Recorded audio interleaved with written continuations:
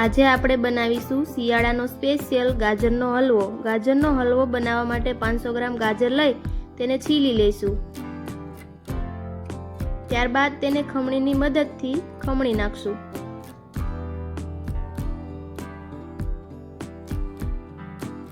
ગાજર ખમણાઈ જાય એટલે એક કડાઈ લઈ તેમાં 3 ચમચી ઘી નાખીશું.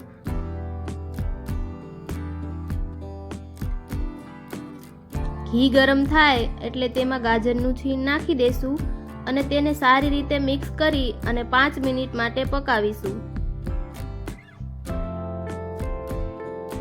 ગાજર સારી રીતે પાકી જાય ત્યારબાદ તેમાં દૂધ ઉમેરીશું અને સારી રીતે મિક્સ કરી લેશું.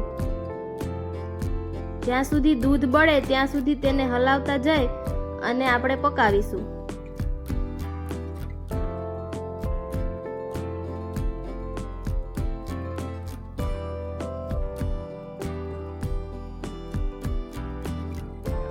હવે દૂધ બધું બળી ગયું છે તો તેમાં આપણે માવો નાખીશું અને સારી રીતે મિક્સ કરી અને તેને થોડીવાર માટે પકાવીશું.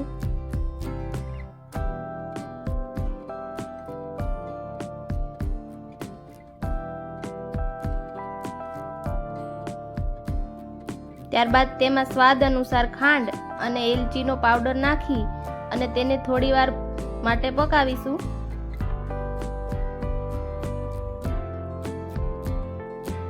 વધુ સારી રીતે પાકી જાય ત્યારબાદ તેમાં આપણે ઉપરથી ઘી અને ડ્રાયફ્રૂટ નાખી અને મિક્સ કરી લઈશું.